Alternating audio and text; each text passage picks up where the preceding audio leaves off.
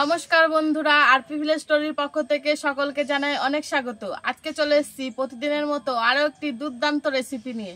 আজকে তোমাদেরকে একদম দোকানের মতো লাড্ডু রেসিপি দেখাবো, তোমরা কিন্তু পুরো ভিডিওটা দেখবে। তো লাড্ডুর জন্য দেখো এখানে আমি 200 গ্রাম বেসন নিয়েছি। এই বেসনটাকে কিন্তু আমি এবার মেখে নেব। বেসন মাখার সময় কিন্তু এর মধ্যে আমি কিন্তু নুন ব্যবহার করব না। তো এবার জল দিয়ে বেসনটাকে খুব ভালোভাবে প্রথমে মেখে নেব। প্রথমে কিন্তু সব জলটা দেব না, একটু শক্ত শক্ত করে প্রথমে মাখবো, তারপরে কিন্তু আমি জল দেবো। সবশেষে তোমাদেরকে ঘনত্বটা আমি দেখিয়ে দেবো।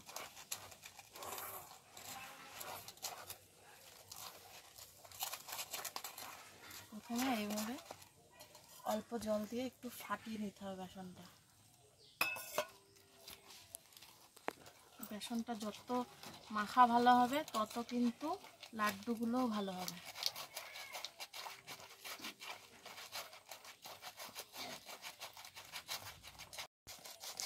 এই দেখো বেসনটা খুব ভালোভাবে ফেটানো হয়ে গেছে, ঠিক আছে?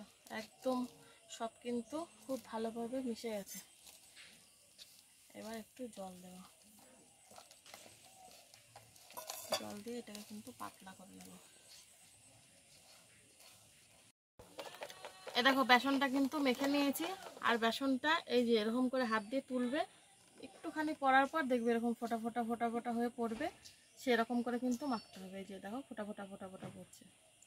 তো এটা মাখা হয়ে গেছে। এবার আমি এই বেসনটা দিয়ে বুন্দি ভেজে নেব, ছোট ছোট বুন্দি ভেজে নেব।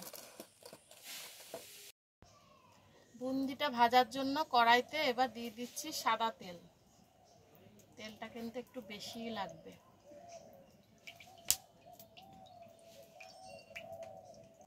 তেলটা ওইদিকে গরম হতে থাক, ততক্ষণে আমি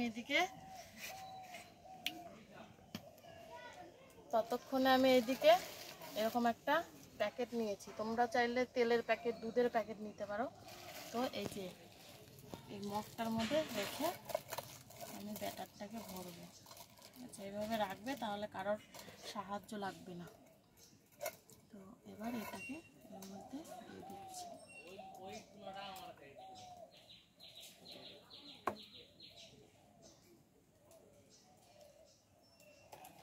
তারপরে এটাকে এইভাবে, এবার এই যে এই কোনাটা আছে, এই কোনাটা কিন্তু একদম অল্প করে কেটে নেব। একদম সরু হবে, যত সরু হবে তত কিন্তু বুন্দিটা ভালো হবে।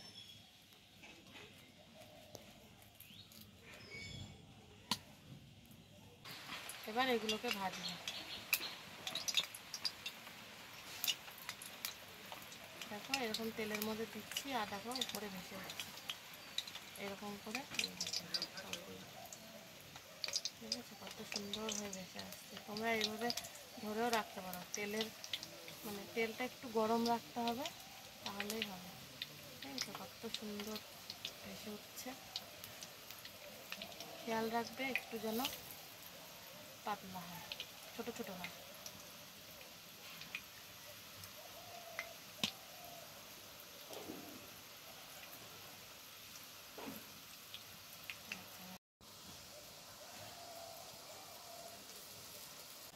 এবার এটাকে কিন্তু একটু মুচমুচে করে ভাজতে হবে।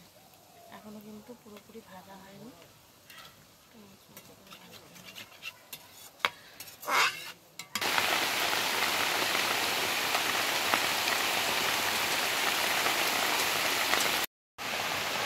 এই দেখো বুন্দিগুলো কিন্তু ভাজা হয়ে গেছে। এবার আমি তেলটা থেকে তুলে নেব।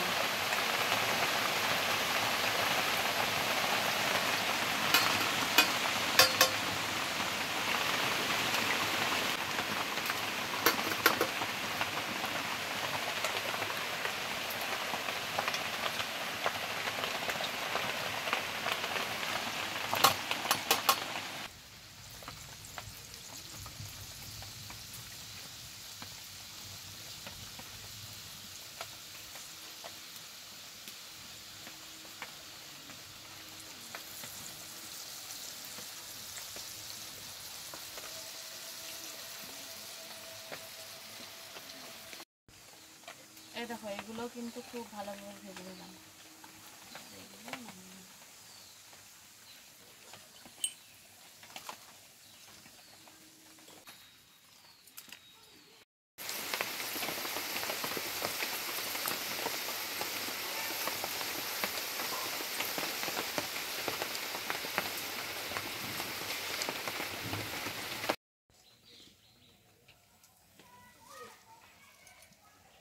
এবার আমি খানিকটা চিনির শিরা তৈরি করে নেব।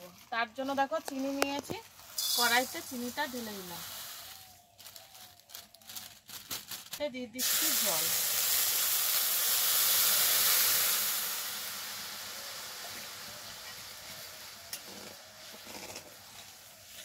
এবার এটাকে খুব ভালোভাবে 2-3 মিনিট মতো ফুটিয়ে নেব।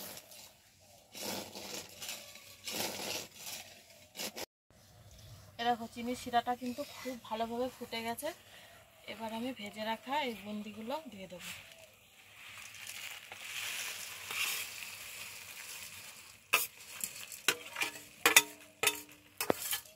এবার এটাকে কিন্তু শিরার সাথে খুব ভালোভাবে মিশিয়ে নেব। আর এই সময় উনুনের জালটা একদম কম দিতে হবে, তাহলে এই বুন্দিগুলোর ভেতরে কিন্তু রসটা খুব ভালোভাবে ঢুকে যাবে।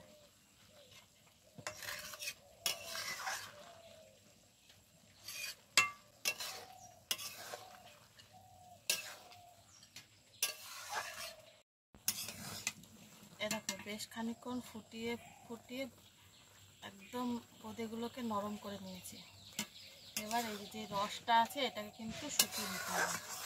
এখন উনুনের আঁচটা একটু জোর দিতে হবে।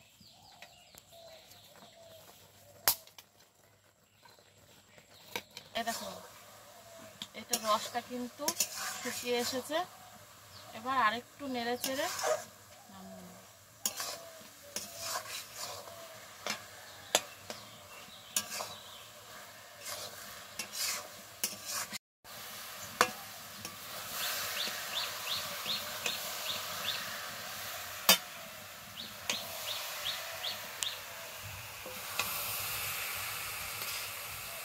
এটাকে নামিয়ে একটু ঠান্ডা করে নেব, তারপরে কিন্তু লাড্ডুগুলো বানাবো।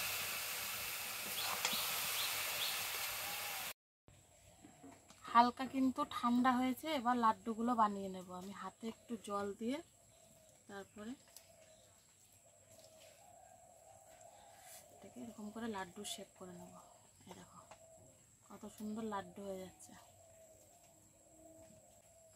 এই দেখো কি সুন্দর লাড্ডু হয়ে গেছে।